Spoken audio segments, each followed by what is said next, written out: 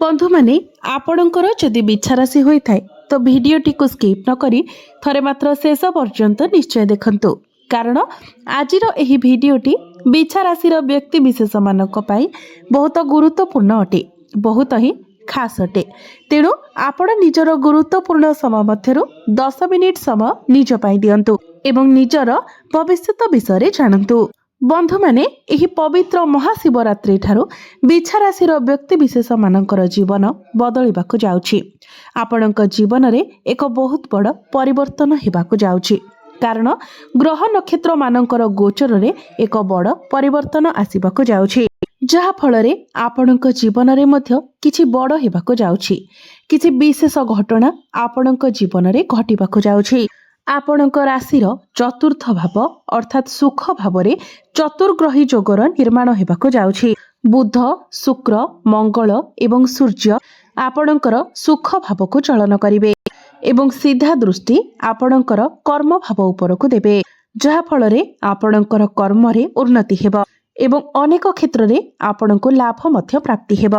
अनेक दिगरु आपणको पाखकु अर्थ आसीबार अछि जहा फल रे आपणकर भाग्य रे एक बहुत बड़ परिवर्तन हेबाकु जाउछि एवं एही महाशिवरात्रि ठारू आपणक जीवन रे किछि खास हेबाकु जाउछि जहा आपण स्वप्न रे सुधा कल्पना करि नथिबे। तेबे आसंतु जानिबा एही पवित्र महाशिवरात्रि ठारू आपणक जीवन रे कोन सब परिवर्तन हेबाकु जाउछि। तेबे एहा पूर्वरु जदि आपणकर मध्य बिछा राशि होइथाय तो भिडियोटी को लाइक करी चैनल टी को सब्सक्राइब करि दियंतु एवं कमेंट बॉक्स रे भक्ति एवं श्रद्धार सहित हर हर महादेव निश्चय लिखंतु। बंधु माने पूर्वरु 4 कोटी ग्रह आपणकर तृतीय भाव में गोचर करुथिबा आपणकर स्वास्थ्य जनित समस्या देखा देउथिला। आपणको अधिक परिश्रम करबाको पडुथिला।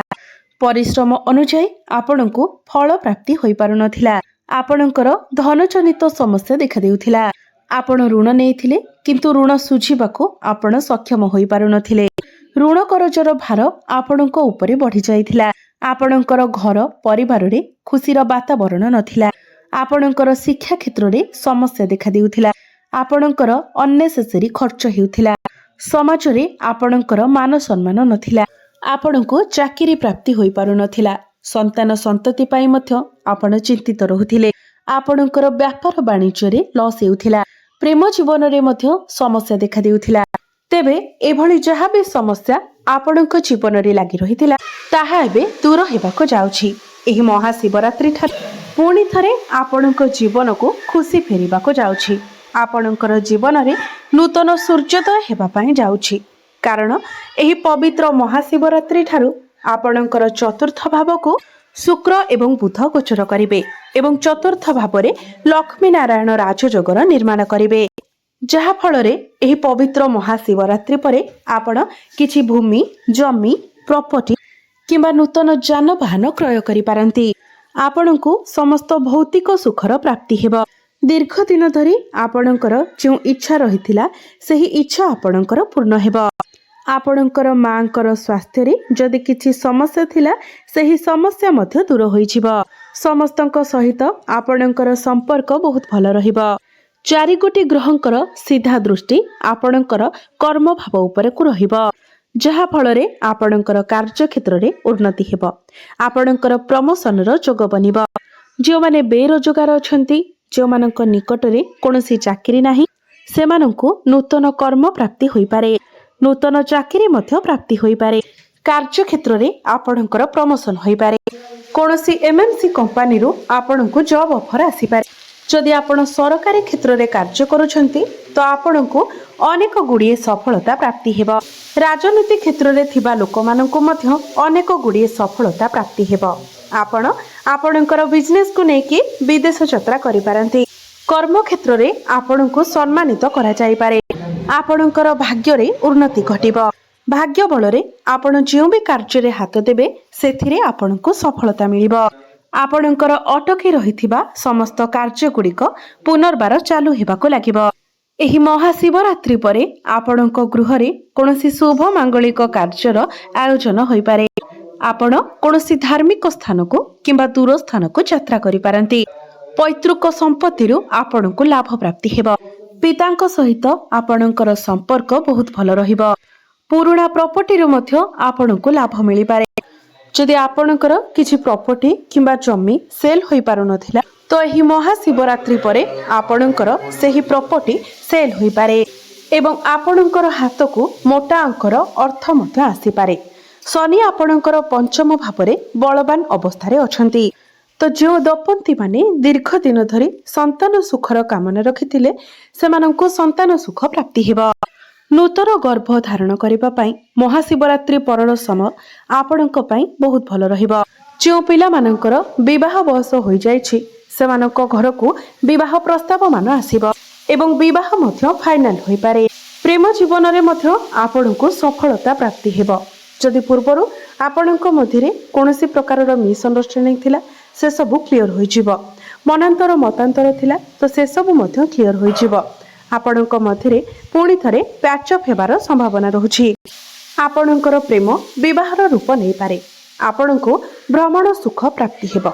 सबुठारु बड़ कथा हेउछि एही महाशिवरात्रि परे आपण आपणकर शिक्षा क्षेत्र रे बहुत अधिक उन्नति एवं अग्रगति करबाको जाउछन्ति। किछि ना किछि बड़ परिवर्तन निश्चित भावरे हेबो। आपणक मध्यरे ज्ञान एवं बुद्धि बढ़िबो।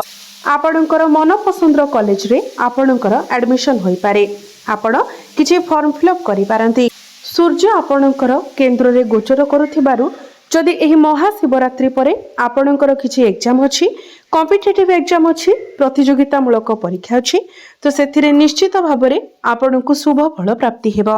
जदि आपण कोनोसी कंपिटिशन कोनोसी क्रीडा रे भाग नेउछन्ती तो सेथिरे आपणको सफलता प्राप्ति हेबो। आपणकर सप्तम एवं द्वादश भावर अधिपति शुक्र आपणकर चतुर्थ रे केंद्र रे गोचर करूछन्ती जहा फल रे एही महाशिवरात्रि परे आपण विदेश यात्रा करि पारंती। जो माने व्यापार वाणिज्य करूछन्ती से माने बहुत अधिक उन्नति एवं प्रगति करिवे। आपण किछि नूतन व्यापार वाणिज्य मध्य आरंभ करि पारंती। वैवाहिक सुख आपणको प्राप्ति हेबो। वैवाहिक जीवन रे लागि रहितिबा समस्या रो आपणको मुक्ति मिल जिवो। जो माने मेडिकल फील्ड रे अछंती, हॉस्पिटल लाइन रे काम करूछन्ती सेमानंकु अनेक शुभ फल प्राप्ति हेबो। जो माने फाइनेंस क्षेत्र रे अछंती, होटल मैनेजमेंट रे अछंती, टेक्निकल फील्ड रे अछंती, आईटी सेक्टर रे अछंती, ट्रैवल एंड टूर रे अछंती, ऑनलाइन रिलेटेड किछि काम करूछन्ती, डिजिटल मार्केटिंग रो काम करूछन्ती सेमानंकु अनेक शुभ फल प्राप्ति हेबो। शनि आपणकर पंचम भावरे गोचर करुथिबा कारणरो जो माने कंस्ट्रक्शन रो काम करूछन्ती, शिल्प अनुष्ठान रे काम करूछन्ती तेबे एई सब क्षेत्र रे कार्य करुथिबा लोकमानंकु बहुत अधिक सफलता प्राप्ति हेबो। एही महाशिवरात्रि परे अनेक दिगरु आपणक निकटको अर्थ आसीबार संभावना रहुछि। आपण पूर्व अपेक्षा आपणकर आय रे वृद्धि देखिबाको पाइबे। जेहेतु गुरुंकर दृष्टि आपणकर द्वितीय भाव धन भाव उपरकु रहुछि तो निश्चित भावरे आपणक पाखको अनेक दिगरु धन आसीबो। आपणकर डेली इनकम बढ़िबो। आकस्मिक धन प्राप्ति हेबो। पैतृक संपत्तिरु आपणको लाभ मध्य प्राप्ति हेबो। जो माने शेयर मार्केट, स्टॉक मार्केट एवं ट्रेडिंग रे काम करूछन्ती सेमानंकु मध्य आकस्मिक लाभ प्राप्ति हेबो। एही महाशिवरात्रि परे आपण निजे ही लक्ष्य करिवे जे आपणक पाखको अनेक दिगरु अर्थ आसीबो। व्यय अपेक्षा आय अधिक रहिबो। पूर्व अपेक्षा व्यय कम हेबो। जदि आपण पूर्वरु ऋण करजर मायाजाल रे फसी रहिथिले कोनोसी शत्रु आपणकर किछि क्षति करबाको चाहुथिला, आपणकर गुप्त शत्रु अधिक रहिथिले तो एही महाशिवरात्रि परे समस्त ऋण करजरु आपणको मुक्ति मिल जिवो। आपणकर शत्रु माने मध्य निहत हेबे। जदि पूर्वरु आपणकर किछि स्वास्थ्यगत समस्या रहिथिला तो सेथिरु मध्य आपणको मुक्ति मिलिबो। आपण आपणकर स्वास्थ्य रे उन्नति देखिबाको पाइबे। आपण निजको स्वास्थ्यवान अनुभव करिवे। तेबे अधिक शुभ फल प्राप्ति करिबा पई आपण प्रत्येक दिन संध्या समय रे हनुमान चालीसार पाठ करंतु। प्रत्येक मंगलवार दिन आपण प्रभु हनुमानंकु नाली मंदार फूल अर्पण करंतु एवं नाली सिंदूर मध्य अर्पण करंतु। प्रत्येक दिन सूर्यंकु जलार्घ्य अर्पण करंतु एवं प्रत्येक दिन सकाळ समय रे आपण ओम नमः शिवाय मंत्र 108 थर जप करंतु। प्रत्येक मंगलवार दिन आपण ब्राह्मणंकु मसूर डाली दान करंतु। ଆପଣଙ୍କୁ ଅଧିକ ମାତ୍ରାରେ ଶୁଭ ଫଳ ପ୍ରାପ୍ତି ହେବ ଏବଂ ଭାଗ୍ୟରେ ଉନ୍ନତି ଆସିବ। ତ ବନ୍ଧୁମାନେ, ଆପଣଙ୍କର ଜୀବନ ମଙ୍ଗଳମୟ ହେଉ, ଏହା ହିଁ ଈଶ୍ୱରଙ୍କ ନିକଟରେ ମୋର ପ୍ରାର୍ଥନା। ଧନ୍ୟବାଦ।